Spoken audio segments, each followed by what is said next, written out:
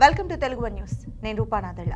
ఈ మధ్య కాలంలో మనం అరుణాచలానికి ఎక్కువగా తెలుగువారు వెళ్తున్న దృశ్యం చూసే ఉంటాం.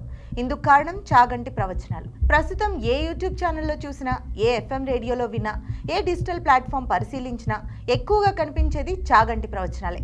చాగంటి తన ఆధ్యాత్మిక ప్రవచనాల్లో భాగంగా అరుణాచలం గురించి చెప్పిన ఒకానొక విధం తెలుగు వారికి బాగా అనిపించింది.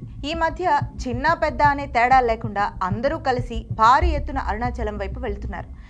చాలా విచిత్రం ఏంటంటే, యువత ఎక్కువగా అరుణాచలం వచ్చి ఇక్కడి గిరి ప్రదక్షిణం ఎలా చేయాలో తెలుసుకొని మరీ చేస్తున్నారు. ఇక్కడి రమణ మహర్షి వంటి ఆశ్రమాలతో సహా ఎన్నో వింతలు విశేషాలను దర్శించి తమ బిజీ లైఫ్లో నుంచి కాస్త ఉపశమనం వెతుక్కుంటున్నారు.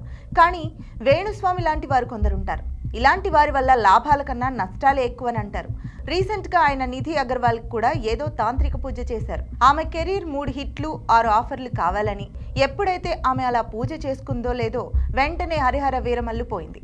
సరే, పోతే పోయిందని భావించేలోపు అధికారిక వాహనం వివాదం ఒకటి రాజుకుంది. చివరికి దానిపై తానే స్వయంగా క్లారిటీ ఇవ్వాల్సి వచ్చింది. ఫైనల్ గా రాజాసాబ్ ఉందిలే అన్న ఆశతో ప్రస్తుతం నిమ్మళంగా ఉంది.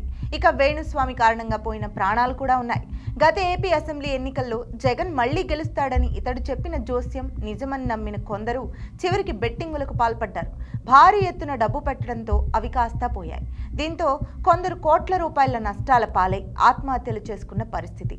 ఇక రీసెంట్ గా వేణుస్వామి కామాఖ్య వెళ్తే అక్కడి పూజారులు ఇతన్ని గుర్తించి మరీ బయటకు గెంటేశారన్న వీడియోలు సోషల్ మీడియా వేదికలపై తెగ ట్రోల్ అవుతున్నాయి. కారణం, వేణుస్వామి కామాఖ్య ఆలయం గురించి చెప్పిన విధం అలాంటిదని అంటారు. ఒక వీడియోలో అయితే ఆయన అంబానీ ఫ్యామిలీ 100 మేకలు పావురాళ్లను బలిచ్చారని చెప్పడంతో ఇదొక సంచలనంగా మారింది. దీంతో కొందరు కామాఖ్య ఒక తాంత్రిక శక్తిపీఠంగా భావించి ఇక్కడికొచ్చి బలులిస్తున్నట్లు తెలుస్తోంది.